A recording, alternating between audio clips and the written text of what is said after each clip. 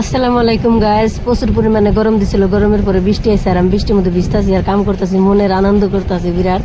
তো বৃষ্টি ভিজে কার কার ভালো লাগে সবাই আমার সাথে থাকেন আর দেখেন আমি বৃষ্টি ভিজে ভিজে কাম করতেছি, খুব ভালো লাগতেছে আমার বৃষ্টির মধ্যে ভিজে। তো ভিজে ভিজে আমি ক্যামেরার সামনে এসে আয়া সবাই কয়ে দিতেছি, কিন্তু বয়সটা দিয়ে নেই, আমি এখন মুখ দিয়ে বয়স দিলাম।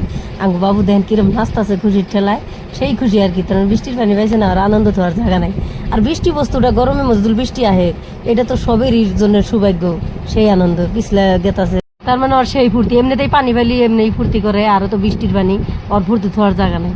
তো আমি আইতাছি লাহে লাহে আয়া, তো ভাবতাছি যখন গোসল দিয়ে টানে উঠবো এর মধ্যে দিয়ে আঙ্গ বাউরবা পাইলো আয়া লিচু গাছটা বলাইতেছে।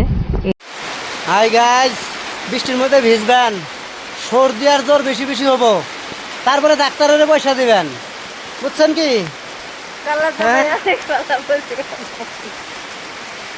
তো আঙ্গ বাউরবা বড় ঘর দৌড় পাইরে আইতেছে, আইতে গেলে দেখেন যে পিছলে পড়ে গেল। আমি কি নিজের ইচ্ছা পিছলে বানাইছি, আমার হাতে তামাম রাগারাগি বাজাইছে।